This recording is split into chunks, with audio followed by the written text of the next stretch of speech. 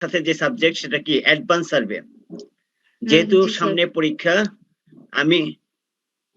পরীক্ষা আমরা ওই পরীক্ষার উপযোগী করে তোমাদের পড়ানোর চেষ্টা করব যে পরীক্ষাটা যেন ঠিক মতো দিতে পারো। এখানে আমি অনেকগুলি কোশ্চেন নিয়ে কথা বলবো। এই কোশ্চেন গুলি তোমরা পেয়ে যাবা, কারণ এটার ভিডিও তোমরা পাবা। তোমাদের একটা ইউটিউব আছে, সেই ইউটিউব থেকে পেয়ে যাবা। তোমরা স্যারের সাথে যদি যোগাযোগ করো তাহলে অবশ্যই পাবা।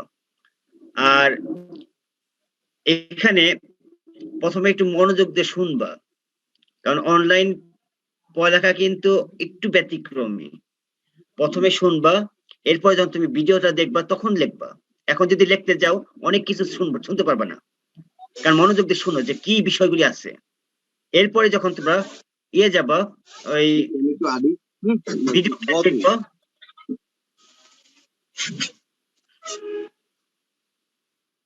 যখন তোমরা ভিডিওগুলি দেখবা দেন সবকিছু বুঝতে পারবা। এই জন্য অবশ্যই তোমরা কি করবা, ভিডিও পড়ে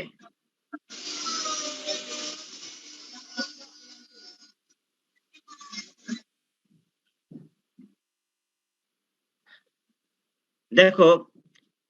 আমরা সরাসরি চলে যাব এখন প্রেজেন্টেশনে। প্রেজেন্টেশন যে বিষয়টা আছে সেটা কি,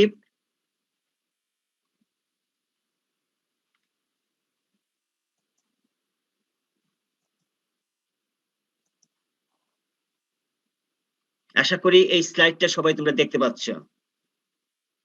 আমি এই মুহূর্তে তোমাদের সবাইকে একটু ক্লোজ করে দেই। দেখো, আমরা যে বিষয়টা নিয়ে তোমাদের সাথে কথা বলবো, diploma in engineering 6th semester স্টুডেন্টের জন্য অ্যাডভান্স সার্ভের উপরে ইম্পর্টেন্ট টপিক নিয়ে কথা বলবো। কারণ যেহেতু তোমাদের সামনে পরীক্ষার জন্য আমরা ইম্পর্টেন্ট যে টপিকগুলি আছে শুধুমাত্র ওই বিষয়গুলি নিয়ে এখন কথা বলবো। আর যেখানে তোমাদের বেশি ফোর্স দেওয়া দরকার, যেহেতু তোমরা অচিরেই জব মার্কেটে যাবা বা হায়ার এডুকেশন করবা, আমি টাচ দিয়ে যাব এই বিষয়গুলি তোমরা একটু ফোকাস দিবা বেশি। এখন দেখো, আমরা আজকে যে বিষয়টা নিয়ে আলোচনা করতেছি সবগুলি কি ইম্পর্টেন্ট টপিকস ফর এক্সামিনেশন, যেহেতু তোমাদের এক্সামিনেশন খুব নিকটেই। এখন আমরা প্রথম যে একটা কোশ্চেন নিয়ে আসছি, কোশ্চেনটা হলো কি, সোলার অ্যাটাচমেন্ট বলতে কি বোঝায়। দেখো, সোলার অ্যাটাচমেন্ট এইটা কোথাকার, আমাদের যে অক্ষাংশ দ্রাঘিমাংশ নিয়ে কাজ করি প্রথম যে চ্যাপ্টারটা আছে সেই চ্যাপ্টারের উপরে কিছু ছোট্ট একটা কোশ্চেন। আমরা এই কোশ্চেনগুলি আগে সলভ করব, দেন ম্যাথমেটিক্যাল টার্মে চলে যাব। তাহলে সোলার অ্যাটাচমেন্ট বলতে কি বোঝায়। তাহলে মহাশূন্য জ্যোতিষী জরিপের ক্ষেত্রে সৌরমণ্ডলে পর্যবেক্ষণের জন্য সাধারণত থিওডোলাইটের সাথে যে বিশেষ যন্ত্র ব্যবহার করা হয় তাকে সোলার অ্যাটাচমেন্ট বলে। দেখো, তোমরা কিন্তু থিওডোলাইট অলরেডি ব্যবহার করে আসছো, কারণ তোমরা যেহেতু ষষ্ঠ পর্বে, পঞ্চম পর্বে তোমরা কি করেছিলে, থিওডোলাইট ব্যবহার করেছিলে। এখন মহাশূন্যের জ্যোতিষী জরিপের ক্ষেত্রে আমরা কি করি, নর্থ সাউথ ইস্ট ওয়েস্ট অক্ষাংশ দ্রাঘিমাংশ এই যে বিভিন্ন ভাবে ভাগ করি, এই ভাগ করার জন্য আমাকে কি একটা বিশেষ যন্ত্র ব্যবহার করতে হয়। যখন আমি থিওডোলাইটের সাথে এই যন্ত্রটা ব্যবহার করি সেইটাই হবে তাকে সোলার অ্যাটাচমেন্ট। মানে একদিন আমরা সংক্ষিপ্ত কোশ্চেন আকারে পাই, যেটা জাস্ট আমি সংক্ষিপ্ত উত্তর দিব, এর বেশি কিছু দরকার নেই। যখনই তোমাকে বলবে সোলার অ্যাটাচমেন্ট বলতে কি বুঝো, এই উত্তরটা দিলেই হবে। যে তুমি যদি বলো যে সাধারণত থিওডোলাইটের সাথে যে বিশেষ যে যন্ত্র ব্যবহার করা হয় তাকে সোলার অ্যাটাচমেন্ট বলে, তাও কিন্তু তুমি একটা মার্ক পাবা। তবে মিনিমাম এই জায়গা থেকে চেষ্টা করবা সৌরমণ্ডলের পর্যবেক্ষণের জন্য, এই যে সৌরমণ্ডলের পর্যবেক্ষণের জন্য এই জায়গা থেকে করলেও তুমি ভালো মার্ক পাবা, আর পুরাটা লিখলেও মার্ক পাবা। দেখো, এরপরে আমরা যে কোশ্চেনটা আসি সেটা কি, অক্ষাংশ এবং দ্রাঘিমাংশ বলতে কি বোঝায়। কারণ এই কোশ্চেনগুলি খুবই আসে, মানে দেখা যায় ম্যাক্সিমাম পরীক্ষাতেই আসে এবং ওভারল্যাপিংও হয়। অক্ষাংশ এবং দ্রাঘিমাংশ বলতে কি বোঝায়? অক্ষাংশ বলতে নিরক্ষরেখা হতে নিকটবর্তী মেরু দিকে, মানে মেরু মানে কি উত্তর বা দক্ষিণ। দেখো আমি যদি পৃথিবীটাকে ভাগ করি, এটা কি এইভাবে যদি ভাগ করি, এটা কি নর্থ এন্ড সাউথ, উত্তর দক্ষিণ।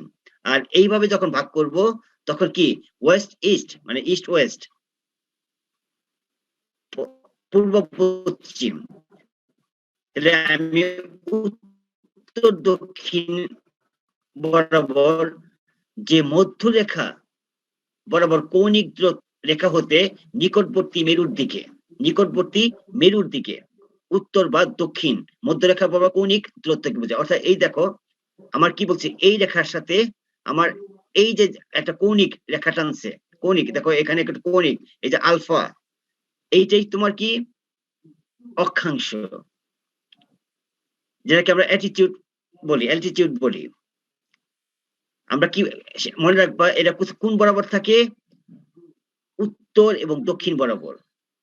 আমার যে কৌণিক ভাবে একটা ভাগ করা হলো, এই যে কৌণিক ভাবে ভাগ করা হলো, এই ভাগটা কি বলি আমরা? কি অক্ষাংশ।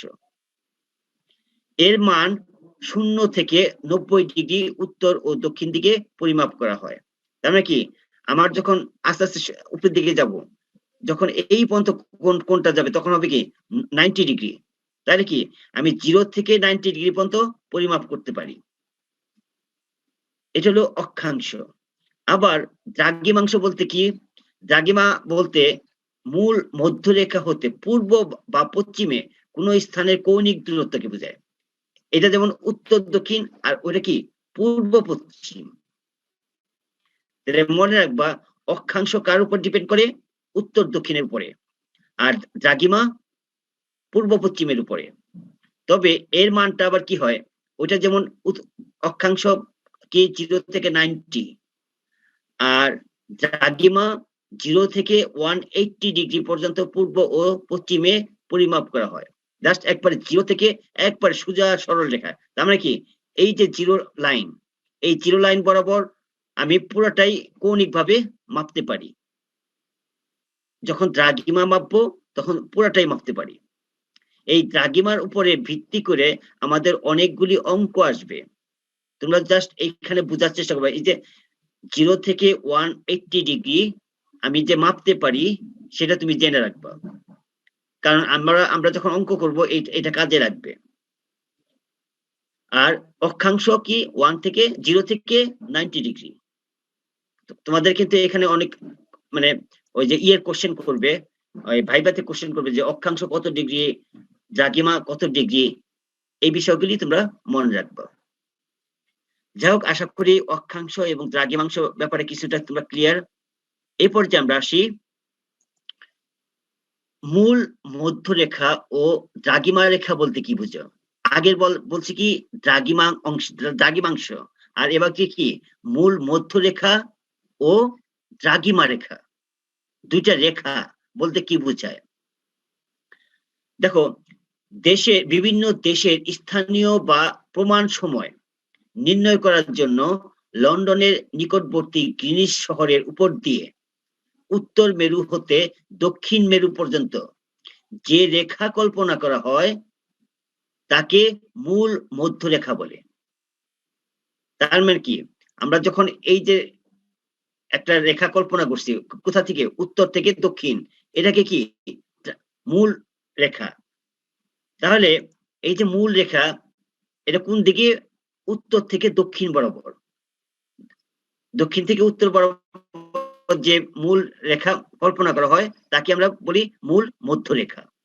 আর মূল মধ্যরেখা হতে কোন স্থানের অবস্থান জানার জন্য, দেখো মূল মধ্যরেখার উপরে ভিত্তি করে মূল মধ্যরেখা হতে কোন স্থানের অবস্থান জানার জন্য পৃথিবীর 2 মেরুতে সংযুক্ত করে উত্তর দক্ষিণ প্রসারিত পৃথিবীকে বেষ্টন করে আরো কতগুলি রেখা কল্পনা করা হয়, এগুলোকে দ্রাঘিমা রেখা বলে। এই যে দ্রাঘিমা রেখা, এই রেখার সাহায্যে আমরা কি করি? বিভিন্ন দেশের যে সময় নির্ণয় করি। অর্থাৎ আজ আমার ঢাকার সময়ের সাথে আমেরিকার সময় পার্থক্য কত? তারপরে লন্ডনের সময়ের পার্থক্য কত, সাউথ আফ্রিকার কত, সিঙ্গাপুরের কত। এই যে বিষয়গুলি আমি সময়ের পার্থক্য এখান থেকে আইডেন্টিফাই করি। তোমাদের কিন্তু এই জাস্ট এই কথার উপর ভিত্তি করে বেশ কয়েকটা অঙ্ক আছে, যে অঙ্কগুলি হয় কি তোমাকে বলে দিবে যে এত ডিগ্রি দ্রাঘিমাতে অবস্থান করে, বা এত ডিগ্রি পূর্ব, এত ডিগ্রি পশ্চিম, মানে এটা কি পূর্ব পশ্চিমে ভাগ করা থাকে, পূর্ব এবং পশ্চিম উল্লেখ করে দিবে। সেই ক্ষেত্রে বলবে যে এটার রেসপেক্টে ওটার টাইম কত, মনে করো আমেরিকার রেসপেক্টে বাংলাদেশের সময় কত, বা বাংলাদেশের রেসপেক্টে ইন্ডিয়ার সময় কত, বা বাংলাদেশের রেসপেক্টে সিঙ্গাপুরের সময় কত। এই জিনিসগুলি তোমাকে এই যে মধ্যরেখা এটার উপর বেস করে তোমাকে করতে হবে। তাহলে কি বলতেছি আমরা, মূল মধ্যরেখা কি, বিভিন্ন দেশের স্থানীয় বা প্রমাণ সময় নির্ণয় করার জন্য লন্ডনের, দেখো এটা কি গ্রিনিচ শহরের, এই গ্রিনিচ টাইম আমরা বলি, লন্ডনের নিকটবর্তী গ্রিনিচ শহরের উপর দিয়ে উত্তর মেরু হতে দক্ষিণ মেরু পর্যন্ত যে রেখা কল্পনা করা হয় তাকে মূল মধ্যরেখা বলে। এটা কিন্তু অবশ্যই মনে রাখবা, কার সাপেক্ষে, গ্রিনিচ শহরের উপর ভিত্তি করে, উত্তর মেরু হতে দক্ষিণ মেরু, এই যে কথাগুলি, একটা হলো গ্রিনিচ শহর আর একটা উত্তর মেরু হতে দক্ষিণ মেরু পর্যন্ত যে রেখা কল্পনা করা হয় তাকে মূল মধ্যরেখা বলে। আর এই মূল মধ্যরেখা হতে কোন স্থানের অবস্থান জানার জন্য পৃথিবীর দুই মেরুকে সংযুক্ত করে উত্তর দক্ষিণ প্রসারিত পৃথিবীকে বেষ্টন করে আরো কতগুলি রেখা কল্পনা করা হয়, এগুলোকে দ্রাঘিমা রেখা বলে। অর্থাৎ আমি ওটাকে বেজ লাইন ধরে আরো অনেকগুলি অংশ আমরা ভাগ করলাম, মানে প্যারালালি ভাগ করে আসলাম। এই যে রেখাগুলি মূল রেখার দুই সাইডে হইতে পারে, ডান মানে উত্তর দক্ষিণ, উত্তর দিকে পূর্বতে হইতে পারে, পশ্চিমেও হইতে পারে। তাহলে এই যে পূর্ব পশ্চিমের দিকে ওই যে মূল রেখার প্যারালাল যে রেখাগুলি টানা হয়, এই রেখাগুলিকেই আমরা দ্রাঘিমা রেখা বলি। এই বিষয়গুলি তোমরা একটু বুঝতে হবে। 4 নাম্বার কোশ্চেন, দ্রাঘিমা নির্ণয়ের পদ্ধতিগুলো কি কি? দ্রাঘিমা নির্ণয়ের পদ্ধতিগুলো কি কি? তাহলে উত্তর কি, কোন স্থানের দ্রাঘিমা নির্ণয়ের পদ্ধতিগুলো নিম্নরূপ। 1, গ্রিনিচ সময়ের দ্বারা, মানে আমরা যে গ্রিনিচের টাইম, সেই টাইমের দ্বারা, কারণ গ্রিনিচ টাইমটা স্ট্যান্ডার্ড টাইম। আমাদের পৃথিবীতে যতগুলি টাইম আমরা মেনটেন করি সবগুলি কার রেসপেক্টে, গ্রিনিচের সময় রেসপেক্টে। তাহলে গ্রিনিচ সময়ের দ্বারা, তার সময়ের পার্থক্য দ্বারা, অর্থাৎ আমার সময়ের পার্থক্য কত, দেখা যায় আমার এখানে এখন কত 8:26 বাজে, ইন্ডিয়াতে এখন দেখা যায় প্রায় 8টা বাজে। তাহলে 8টা মানে 7:56, কারণ আমাদের সাথে ওদের সাথে 30 মিনিট বেশ কম আছে, 8:56। তাহলে এই যে পার্থক্য 30 মিনিট পার্থক্য, এই সময়ের দ্বারা আমরা কিন্তু এই দ্রাঘিমা নির্ণয় করি। কিভাবে নির্ণয় করব পরবর্তীতে আমরা একটু ব্যাখ্যা করব।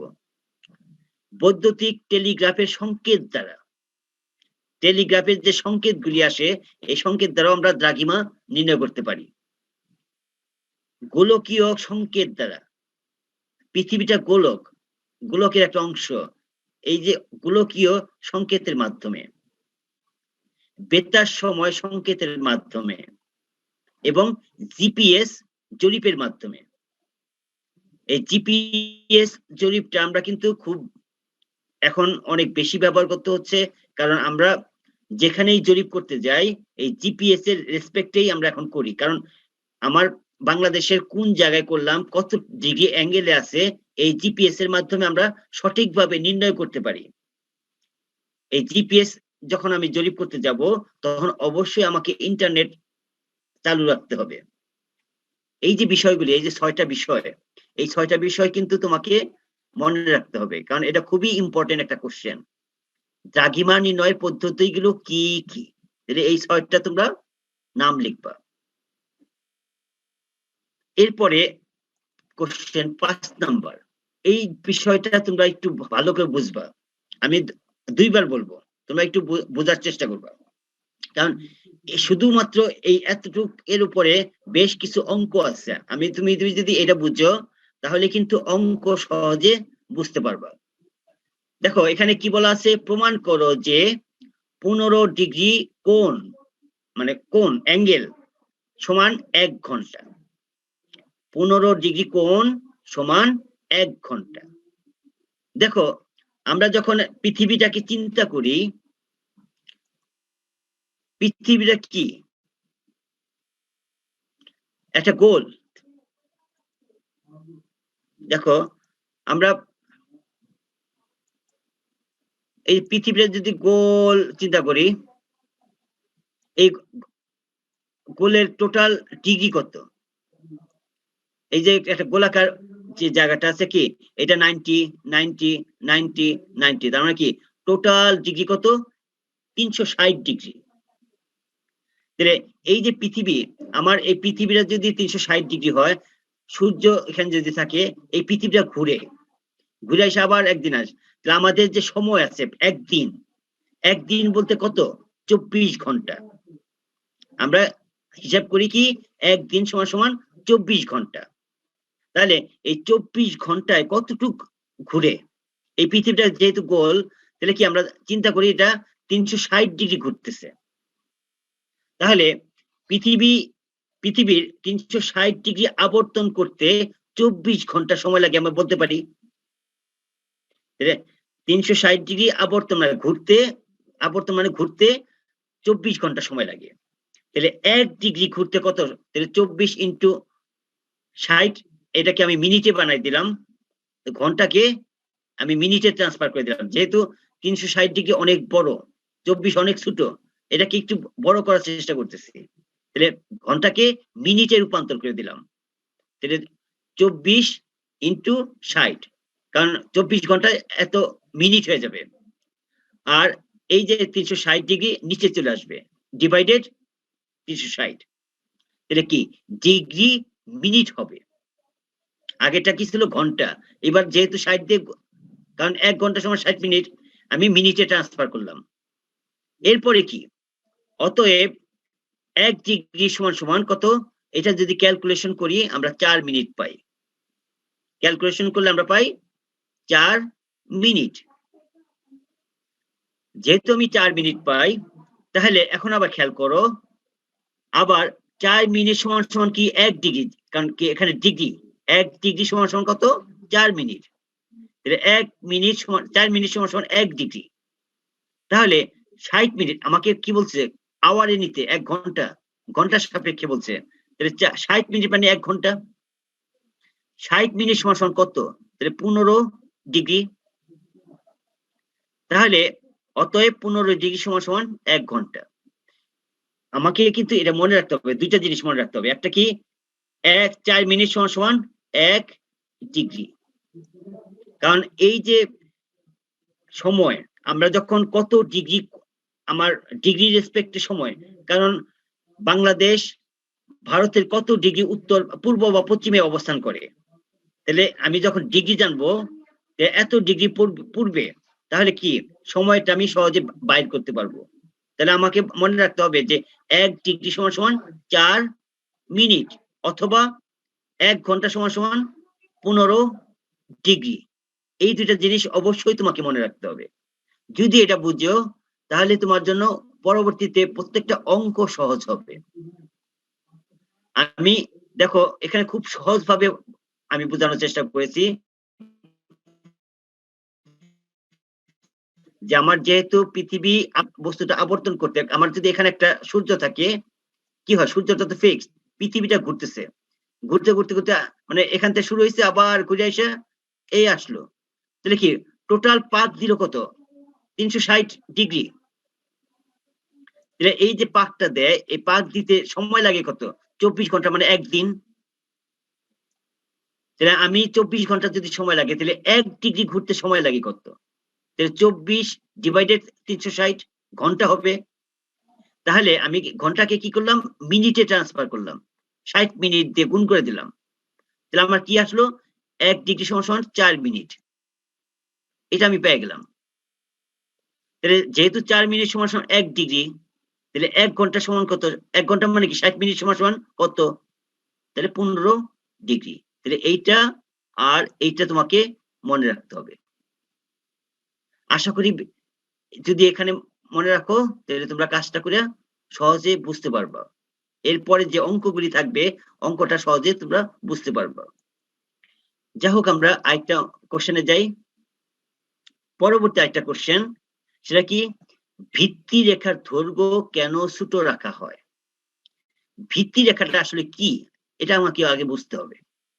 দেখো আমি যখন সার্ভিং করতে যাই, মনে করো আমার বেজ লাইন, আমি কি করি? আমাকে একটা বেজ লাইন চিন্তা করতে হয়। মনে করো আমি একটা সার্ভে করতে যাব, একটা জায়গার মাপতে যাব। একটা জায়গা আছে, একটা জায়গা আছে। আমাকে কি যে কোনো একটা লাইন হয়, এই লাইন অথবা এই লাইন, এই লাইন, যে কোনো একটা লাইন প্রথমে কি বেস লাইন হিসেবে চিন্তা করতে হয়।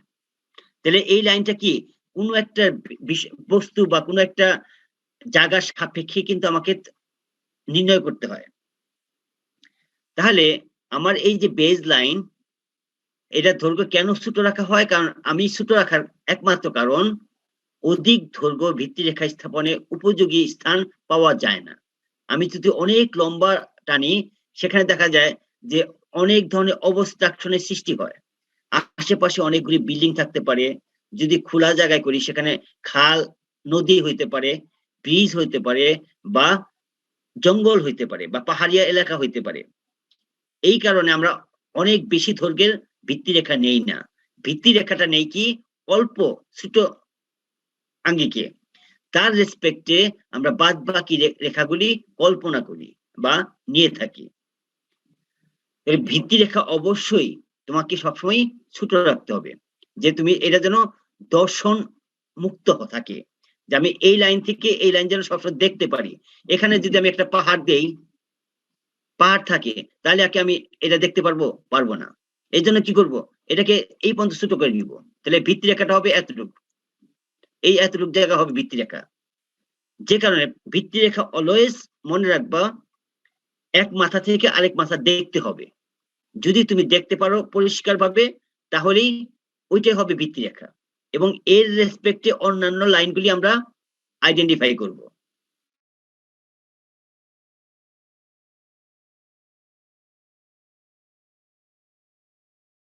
তাহলে আমরা যে ভিত্তি রেখা স্থাপনে উপযোগী স্থান পাওয়া যায় না, এবং অধিক দৈর্ঘ্যের ভিত্তি রেখা মাপনে ভুল ত্রুটির সম্ভাবনাও বেশি।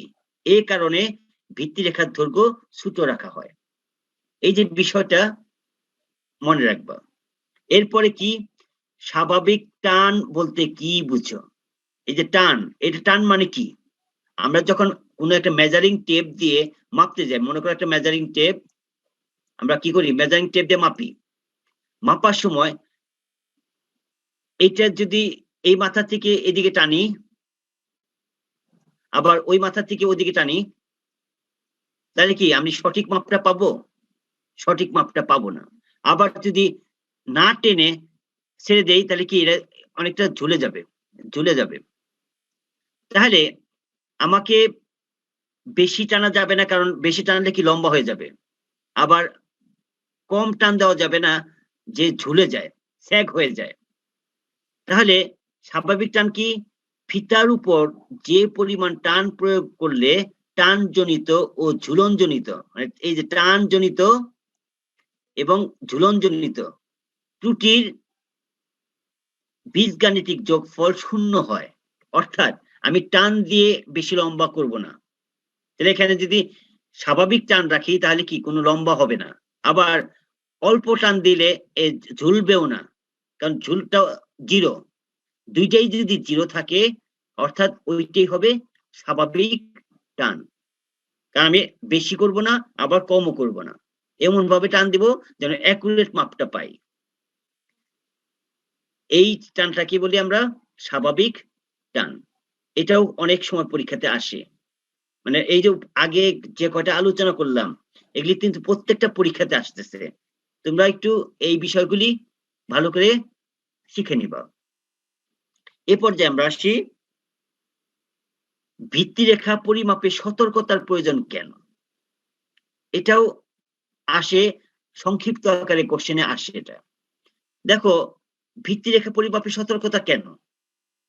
আমরা যখন ত্রিভুজায়ন, দেখো তোমরা খেয়াল করে থাকবা, তোমরা যদি ফার্স্ট সেমিস্টারে সার্ভিং প্রথম পর্বে যেটা পড়ছিলা কি, আমরা ত্রিভুজায়নেই জরিপের মূল উদ্দেশ্য, এই জিনিসটা কিন্তু আমরা শিখছিলাম। ত্রিভুজায়নই শিকল জরিপের মূল উদ্দেশ্য। তাহলে ত্রিভুজায়ন আমরা কেন করি? কারণ ত্রিভুজায়নের মাধ্যমে আমি যে কোনো ক্ষেত্রের মানে সহজে নির্ণয় করতে পারি। যে কোনো ক্ষেত্র ত্রিভুজ যদি আমি করতে পারি, ওটার জন্য আমি সহজে আয়তক্ষেত্র বা ক্ষেত্রটা পরিমাপ করতে পারি। তাহলে ত্রিভুজায়ন জরিপে কোনো এলাকায় কেবল এটি ভিত্তিরেখা পরিমাপ করে এখানে একটি ভিত্তিরেখা পরিমাপ করে অন্যান্য বাহুগুলোর দৈর্ঘ্য সাইন রুল, দেখো সাইন থিটা, সাইন রুল প্রয়োগ করে বের করা হয়। তাহলে কি, যখন আমরা কোনো ত্রিভুজ মাপি, ত্রিভুজের কি এই কোণ বাই বিপরীত বাহু, আবার এই বাহু বাই বিপরীত কোণ, আবার এই বাহু বাই বিপরীত কোণ, অর্থাৎ এই যে সাইন রুল মেনটেন করে আমরা কি করি, কোনো ক্যালকুলেশন প্রয়োগ করি। ভিত্তিরেখা পরিমাপে ভ্রান্তি হলে এই ভ্রান্তি সমগ্র এলাকায় ছড়িয়ে পড়বে এবং জরিপ কাজ ত্রুটিপূর্ণ হবে। এজন্য ভিত্তিরেখা পরিমাপে বিশেষ সতর্কতা প্রয়োজন। কারণ আমি যখন একটা বেজ লাইন মাপবো, যদি এই মাপটা কম বেশি হয়, এই কমের কারণে কি হবে, এখানেও ডিগ্রির কারণে কমে যাবে, পাশাপাশি অন্য রেখাও কমে যাবে। তখন হবে কি, আমি সঠিকভাবে মাপটা নিতে পারবো না। তাহলে কি আমার জরিপ কাজটাও যথাযথ হবে না। এর জন্য অবশ্যই ভিত্তিরেখা পরিমাপে সতর্কতা থাকা উচিত, যে আমি এমন ভাবে ভিত্তিরেখা মাপবো যাতে সঠিক মানটা পেয়ে যাই। যাই হোক, আমরা পরবর্তী আরেকটা কোশ্চেনে যাই। ভিত্তিরেখা পরিমাপে প্রয়োজনীয় সংশোধনীর নাম লিখো।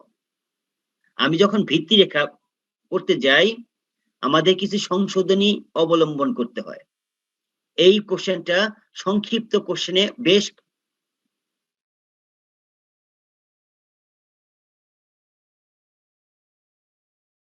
অনেকবার আসছে। এবং ভিত্তিরেখা পরিমাপে প্রয়োজনীয় সংশোধনীর নাম কি লিখো? উত্তর, ভিত্তিরেখা পরিমাপে প্রয়োজনীয় সংশোধনীগুলি কি? এক, প্রয়োজনীয় সংশোধনীর নাম নিম্নরূপ। একটা টানজনিত সংশোধনী, টান, আমি দুই দিকে যদি টান দেই, সে টানজনিত একটা সংশোধনী। তাপজনিত, তাপমাত্রার কারণে কিছু সংশোধনী করতে হয়। আবার ঝুলনজনিত মানে সেক, এই যে ঝুলে যায়, এই জনিত সংশোধনী দিতে হয়। একটা টান, একটা তাপ, একটা ঝুলন, আর একটা ঢাল। আমরা যখন ঢালে মাপতে যাই, ঢালে মাপতে গিয়ে এই লাইনটা দেখো, এই মাপ আর এই মাপ কিন্তু এক না, যে কারণে এই ঢালজনিত কিছু সংশোধনী আমাকে আনতে হয়। প্লাস সমুদ্র পৃষ্ঠে লঘুকরণ সংশোধনী।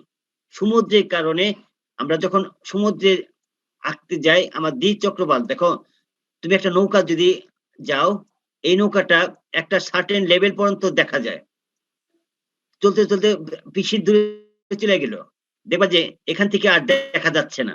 কারণ কি, এখানে একটা দিক চক্রবাল নিয়ম মেনটেন করে, যে কারণে কিছু দূর যাওয়ার পর দেখি না, এখানেও কিছু সংশোধন করতে হয়।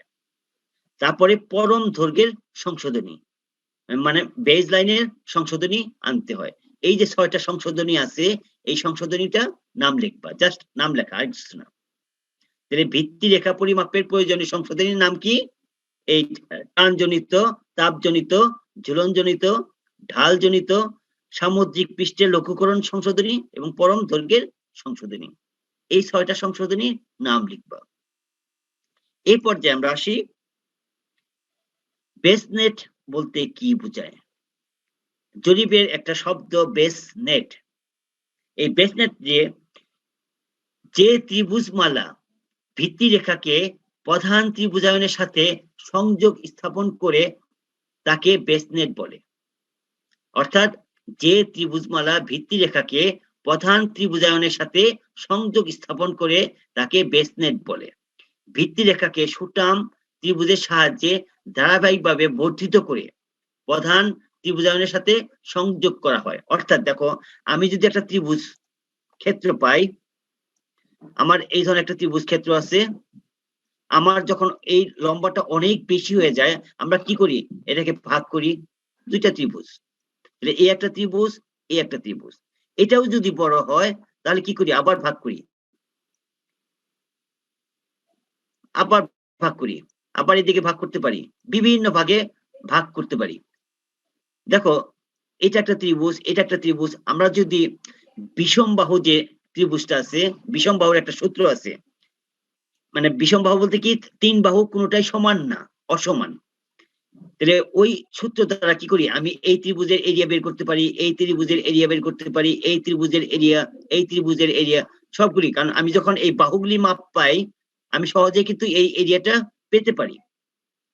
তাহলে আমাকে একটা বেজ লাইনের রেসপেক্টে আমরা যখন ভাগ করলাম, ভাগ করে কিন্তু বেজ লাইনটা পাচ্ছি, তাহলে মূল রেখার সাথে অন্যান্য ত্রিভুজে একটা সংযোগ কিন্তু আমরা পাচ্ছি। এই যে সংযোগ, এটাই হলো বেসনেট। এই বেসনেটটা মনে রাখবা, বেসনেট কাকে বলে, যে ত্রিভুজমালা ভিত্তি রেখাকে প্রধান ত্রিভুজায়নের সাথে সংযোগ স্থাপন করে তাকে বেসনেট বলে।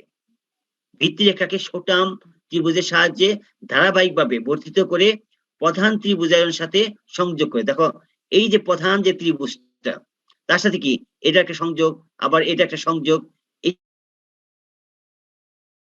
এটার একটা সংযোগ, এটা একটা সংযোগ, এটা একটা সংযোগ। দেখো, প্রত্যেকটা লাইনের সাথে কিন্তু সংযোগ আছে, এই সংযোগটা সে দেখায়। এরপরে আমরা আসি, বেস লাইন বলতে কি বুঝো।